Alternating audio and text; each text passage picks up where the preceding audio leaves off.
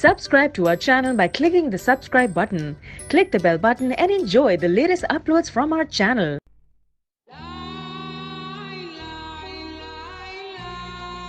अस्सलाम वालेकुम नाजरीन, उम्मीद करता हूँ कि आप सब खैरियत से होंगे। नाजरीन, आज की हमारी वीडियो पेट का फूलना, पेट का बाहर निकल आना, पेट का मटका नमा होना और रेख का दर्द, घुटनों का दर्द और कंधों के दर्द के बारे में आज की वीडियो में आप दोस्तों के साथ कुछ इस तरह की टिप्स शेयर करूंगा जिनको इस्तेमाल करके आप इन सब बीमारी से छुटकारा हासिल कर सकते हैं।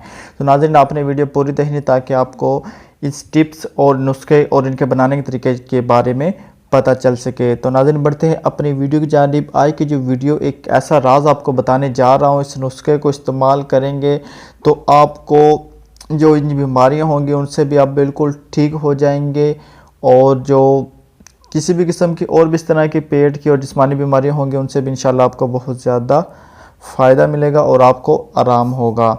तो सबसे पहले तो नुस्खा बराए मोटापा ख़त्म करना और बढ़ा हुआ पेट कंट्रोल करने का नुस्खा आप दोस्तों के साथ शेयर करता हूँ।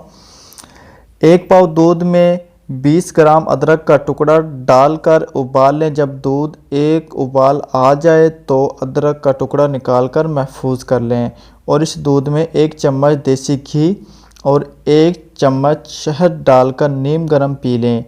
और जो अदरक का टुकड़ा महफूज किया था उसे सुबह नाश्ते के वक़्त सालन के ऊपर बारीक काट कर मिक्स करके रोटी के साथ खा लें।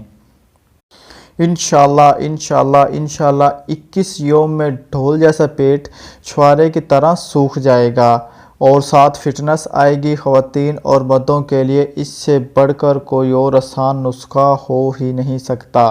फिटनेस के लिए ना है, साथ जिस्म में दर्द का नामो निशान भी बाकी नहीं रहेगा। शुगर के मरीज़ शहद के बगैर इस्तेमाल करें, इनकी शुगर लेवल पर आ जाएगी इंशाल्लाह।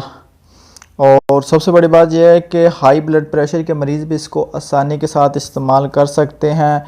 प्लीज़ आप भी सखी बने और दूसरों के साथ हमारी वीडियो लाजमी शेयर करें ताकि दूसरों का भी फ़ायदा हो सके।